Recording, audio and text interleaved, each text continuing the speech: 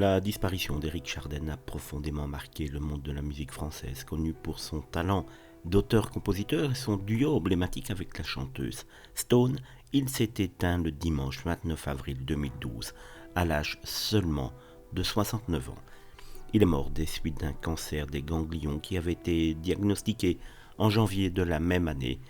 Éric Chardin laisse derrière lui un héritage musical riche et varié, ponctué de nombreuses chansons qui ont marqué des générations entières. Son duo avec Stone a notamment connu un succès retentissant dans les années 70, avec des titres emblématiques tels que L'Aventura, Il y a du soleil sur la France, ou encore Made in Normandie, et bien d'autres encore. La complicité et l'harmonie entre les deux artistes ont conquis le cœur du public et ont contribué à leur succès. Sa voix chaleureuse et ses talents de compositeur ont également marqué sa carrière solo, où il a continué à enregistrer des albums et à composer des chansons qui ont touché de nombreux fans. Malgré les épreuves de la vie, dont son combat contre la maladie, Éric Chardin est resté un artiste passionné jusqu'au bout, laissant derrière lui un héritage musical indélébile. Éric Chardin, de son vrai nom Jacques Puissant, est né le 15 octobre 1942 à Haiphong, une ville portuaire située au Vietnam à l'époque de l'Indochine. Son père, qui était ingénieur, était alors en poste dans cette région. Cependant, en raison de la situation de guerre qui sévissait dans leur pays natal, Éric Chardin et sa maman durent quitter le Vietnam et partir pour la France. C'est en 1950 qu'Éric Chardin arrive à Marseille avec sa maman. C'est là qu'il commence à écrire les premières pages de son histoire en France. Plus tard, il déménage à Paris pour poursuivre ses études et intégrer l'école des hautes études commerciales au début des années 60. Cependant, malgré son orientation vers le monde des affaires, sa passion pour la musique et la composition le rattrape irrémédiablement. En 1963, Éric Chardin franchit une étape décisive dans sa carrière en enregistrant son premier album J'ai la tête pleine de Provence. Cet album marque le début de son parcours musical et révèle au public son talent d'auteur-compositeur-interprète. À travers ses chansons, il exprime sa sensibilité artistique et son attachement à la culture provençale, offrant ainsi un premier aperçu de son univers musical unique. Cette première incursion dans le monde de la musique marque le début d'une carrière prolifique pour Éric Chardin, qui allait par la suite connaître de nombreux succès et marquer durablement l'histoire de la chanson française. En effet, la carrière d'Éric Chardin va prendre un tournant décisif en 1971, lorsqu'il forme le célèbre duo Stone et Chardin avec Annie Gautra, plus connue donc sous le nom de Stone. Cette collaboration artistique marque un véritable succès dans l'histoire de la chanson française et laisse une empreinte indélébile dans le cœur des amateurs de musique. Dès leur début en tant que duo, Stone et Chardin rencontrent un succès fulgurant grâce à leurs chansons emblématiques qui allient romantisme, fraîcheur et bonne humeur. Parmi leurs titres les plus célèbres figurent L'Aventura, Il y a du soleil sur la France, Made in Normandie et bien d'autres. Ces chansons deviennent rapidement des tubes et sont largement plébiscitées par le public, propulsant le duo au sommet de tous les hit-parades de l'époque.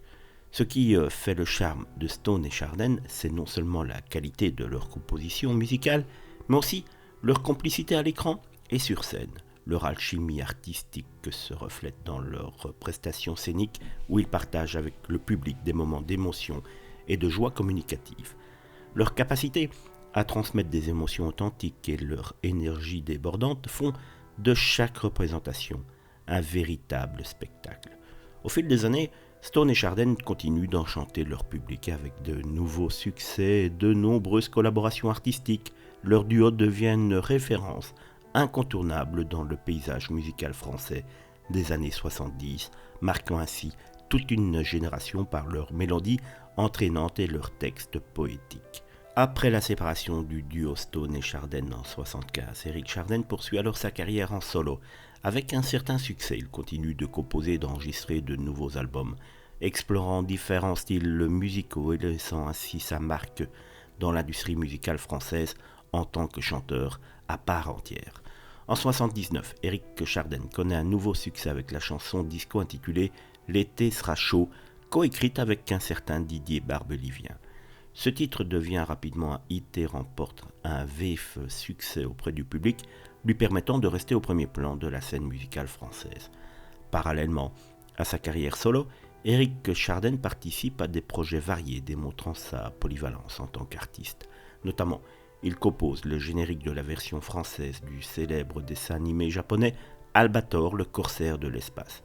Diffusé dans l'émission Récréa 2, animé par Dorothée, ce générique devient rapidement emblématique et contribue à la renommée d'Éric Chardin auprès d'un public un peu plus jeune. Ces succès témoignent du talent et de la créativité d'Éric Chardin en tant qu'artiste solo, ainsi que de sa capacité à s'adapter à différents genres musicaux et à toucher un large public aussi bien avec ses chansons entraînantes qu'avec ses compositions pour des émissions télévisées appréciées par les enfants et par les adultes. Malgré ses succès précédents, la comédie musicale L'Opéra Vert ou Les fantastiques aventures de Spax et Aldémarande, écrite en collaboration avec Barbelivien, ne rencontre malheureusement pas le même succès que ses précédents projets.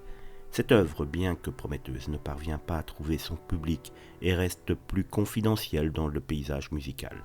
À partir des années 80, Éric Chardin semble opter pour une carrière plus discrète, se tournant notamment vers d'autres formes d'expression artistique, telles que la peinture. Cette période marque une transition dans sa carrière où il explore d'autres domaines créatifs, tout en continuant à rester actif dans le milieu de la musique. En 1995, Éric Chardin revient sur le devant de la scène musicale avec l'album Indochine 42.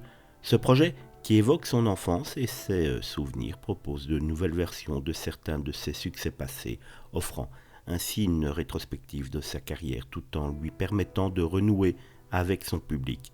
Bien que cet album ne connaisse pas le même impact que ses précédents travaux, il témoigne néanmoins de la persévérance et de la créativité continue d'Éric Chardin dans le domaine musical. Après une période de séparation, le duo légendaire formé par Éric Chardin et Stone se reforme un petit peu à la fin des années 90. Ensemble, ils participent à des tournées nostalgiques qui ravivent la flamme de leur complicité artistique et rappellent au public les succès qui ont marqué leur carrière. Le 23 avril, un nouvel album intitulé Made in France voit le jour, marquant le retour sur le devant de la scène de Stone et Chardin. Cet album est un recueil de reprises de célèbres duos de la variété française, revisitant des titres emblématiques tels que Paroles et Paroles, interprétés à l'origine par Alain Delon et Dalida, ou encore J'ai un problème de Johnny et Sylvie, ou encore Les Gondoles à Venise de Sheila et Ringo. Parmi les chansons sélectionnées figurent également leurs propres succès comme L'Aventura et Médine Normand. Malgré une santé fragile, Éric Chardin montre sa détermination en participant à l'émission Vivement Dimanche animée par Michel Drucker, diffusée le 22 avril sur France 2. Cette apparition témoigne de son attachement à la scène et de son public malgré les défis auxquels il fait face. Cette dernière phase de la carrière de Stone et Chardin reflète leur volonté de partager à nouveau leur passion pour la musique avec leur auditoire tout en préservant l'héritage musical qu'ils ont contribué à construire au fil des décennies. Malheureusement, quelques jours après son apparition sur le plateau de Vivement Dimanche, Éric Chardin rendait son dernier souffle, laissant Stone seul pour le restant de sa vie.